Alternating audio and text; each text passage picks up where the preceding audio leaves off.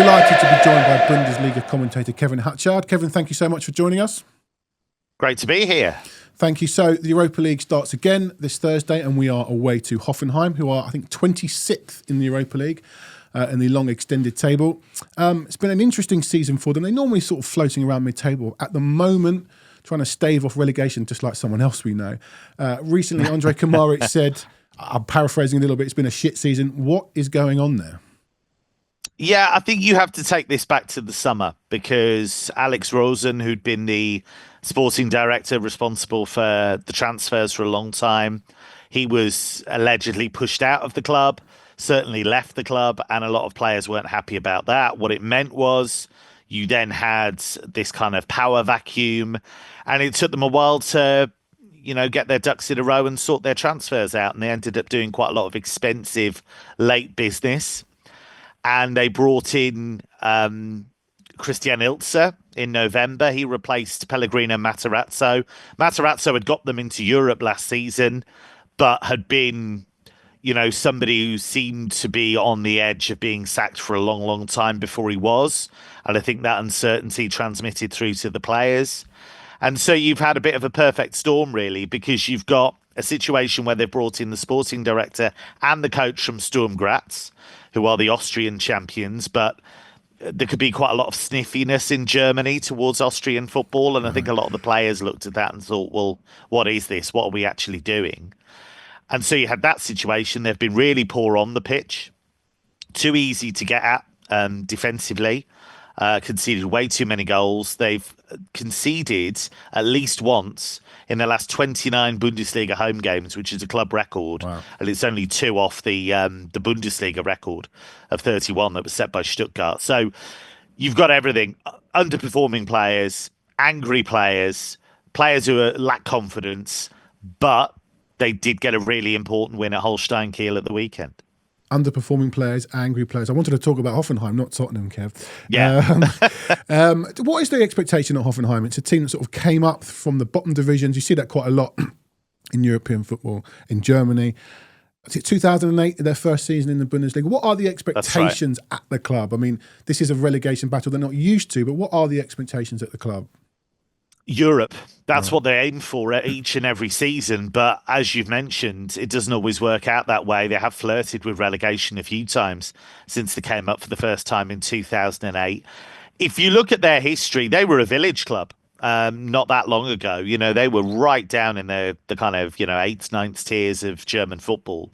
And Dietmar Hopp, who's a software billionaire, he's a local guy. He actually used to play for the Hoffenheim youth team. Many, many moons ago. And so he bankrolled them going up the leagues. They're not popular, just as RB Leipzig aren't popular, just as Bayer Leverkusen and Wolfsburg as works teams of big conglomerates. They're not popular either. But their aim is to qualify for Europe each and every season. But I do wonder with them sometimes whether it's seen as a bit of a stepping stone. It's seen as a bit of a comfort zone. You get well paid. The pressure isn't enormous. It's not a massively demanding fan base in the sense that it's not a big fan base and it's not an intimidating place to go. Obviously, we can't take anything for granted at Spurs, regardless of where Hoffenheim are in the Bundesliga. It's the bottom teams we seem to struggle the most against right now. And in that respect, Hoffenheim recently signed Gift Orban of Spurs' target of old. What's the fan sentiment on him joining? I know he's not played that many games. And also, who are the danger men that Spurs need to look out for?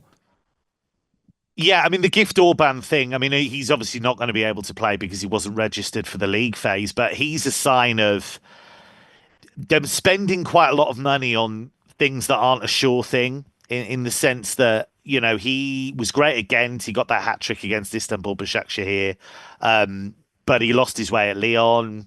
And so there's talent there, but you don't really quite know what you're going to get.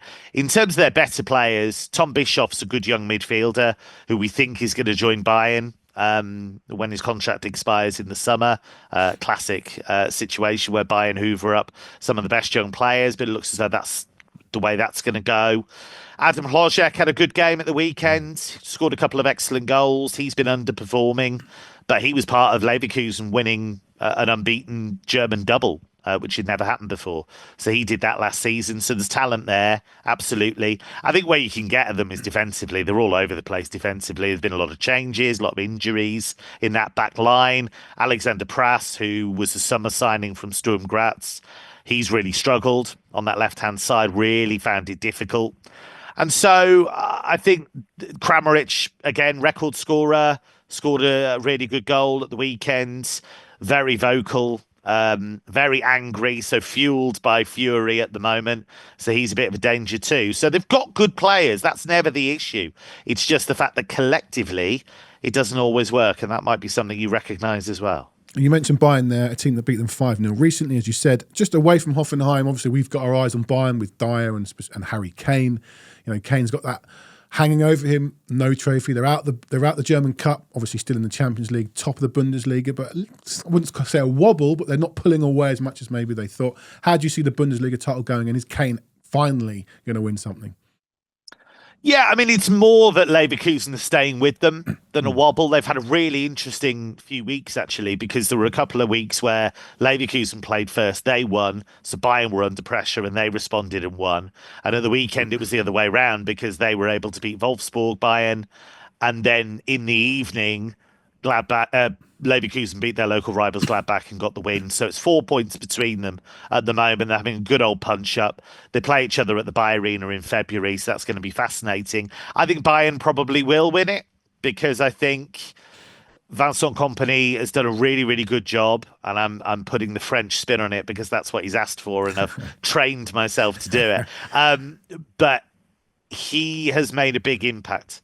I know a lot of people said, well, how does the guy who takes Burnley down from the Premier League get the Bayern job? But what they saw in him was a bit of Guardiola, and they're still a bit obsessed with Guardiola at Bayern. Even though he never won the Champions League there, he had such an impact, such a lasting impact on that club. And so I think they saw it as a little window into that Guardiola magic. And I think you listen to some of the players who were really disillusioned under Thomas Tuchel, it's a much more positive picture. Just one more question on German football as our expert. Obviously, Ange's under a bit of pressure. We don't know if he's going to stay or go, but one name that's been mentioned is Edin Terzic. Some people say don't go near him. Some people say go near him. What are your thoughts on him? It's really, I like him a lot, but I wonder sometimes whether I like the story in the sense that he was a Dortmund fan, is a Dortmund fan, took them to within a win of winning the Bundesliga, but didn't do it. Took them to within a win of winning the Champions League, but didn't do it. The worry about him is tactically, because he's at pains to show people like how he did stuff at Dortmund and how they won some big games against PSG and what have you. But I think from what you hear, the players weren't convinced. I think the fans weren't convinced, and he left in the summer, and there wasn't an enormous clamour for him to stay. That said, he's got Premier League experience. He talks a very good game. He's quite a calming figure, I think. I think he's a good motivator. I think he can bring players with him. For me, for a club of Tottenham's ambition, he's not the level I think they should be looking at. And that I don't want to denigrate him because I like him a lot. I like his personality. I like the way he deals with players. But I just don't think if you're looking for an overall package to take you forward, I'm not sure unless he's surrounded by very good coaching minds, I'm not sure he's it. Kev, I know you're a Liverpool fan and your club is being guided by a man that Spurs probably should have got, Arne Slot, having a great season, but 1-0 down going into the second leg of the Carabao Cup semi-final. What's your views on how that's going to go at Anfield? I think it's very mawkish and cliche to say, but I do think that Anfield factor is a thing. You know, it is the Cup semi-final. I think Arne Slot will go big. I think he'll play a strong team. He played a fairly strong team in the first leg, but Tottenham have players who can hit you in transition, and I think that is a concern. I think Liverpool, even though their defensive record is very good, I think they do give up chances in every single game, and it's going to be about whether Tottenham can be clinical, I think, at the other end. I'm a Liverpool fan that always tends towards the more pessimistic, so I fear what Spurs could do on the break. But I think the start is very important. I think if Liverpool wipe off that goal really early, get the momentum, then I think it could be a really tough night for Spurs. But if they can dig in, if Kinski can make some saves, then you never know. So I think they're absolutely in it. And I think if they could get to the final, that does change the dynamic. I mean, you guys know that way more than me, but getting that trophy is of such importance, it seems to me, to change the narrative. So, yeah, it's a really weird one. I'm sure you've had endless debates about this, but if you want my view, you probably didn't. No, we do. I would stick with Ange. I don't think he helps himself. I think the demeanour in interviews is counterproductive. Yep. I think a lot of his habits, whether they're designed to take pressure off the players or not, I don't know. But I think it doesn't work. I think it's just making enemies in the media he doesn't need to make. Yeah. But where do you go from there if you sack him? That's the problem. Question. You're just you're just starting again. Yeah. You've got a new guy, new set of parameters. Okay, well, we need to sign this player, this player, this player. So I would see it through, but we'll see if they do. Kev, I know that Johnny's going to ask you for a prediction against Hoffenheim, but before he does that, you're an Englishman, an English fan. Thomas Tuchel is about to embark on his England journey. We know a fair amount about him from his time in the Premier League. You probably know a great deal more about him. What's your view on Thomas Tuchel as England manager, and how's that going to go? Tactically, super smart, no doubt. One of the best around in terms of how he sees the game, with and without the ball. I think he's excellent. So that's the first thing. He's a really unusual character, is the truth of it, because he can be very, very friendly. He can be very, very warm with players one day, and then he's just a nightmare the next. You never quite know what you're going to get from him. And I think that because he's so passionate and because he's so intense, I think that can really damage players who aren't ready for it or can't handle it.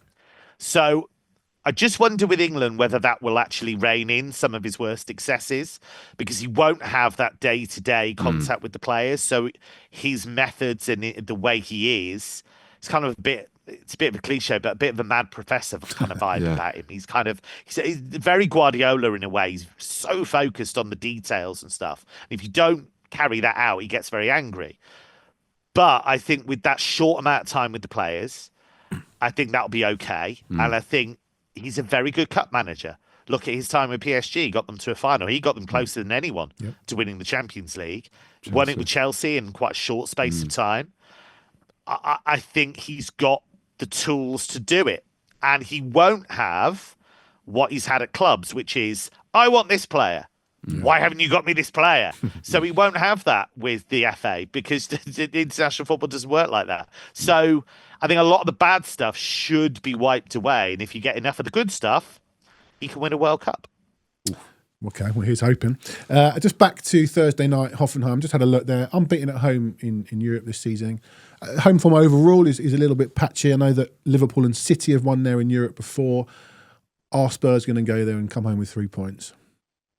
I think they can. I could see a 2-1 to Spurs, something like that. I think it was a really bad first half performance at Everton. We know that. But I think there's enough quality there to really hurt Hoffenheim. I know Tottenham have all these injury problems at the moment, but there should be enough quality there to do some damage. So I just think the way Hoffenheim are playing, I don't think this is their top priority necessarily in terms of they need points on the board in the Bundesliga. So I think it's not an intimidating place to go. I think Tottenham can win it 2-1. Here's hoping. That's the score that City and Liverpool won there previously. Kevin, thank you so much for joining us. Great to get your insight on Hoffenheim and German football overall, and obviously talking about Liverpool, great too. Thank you so much for joining us.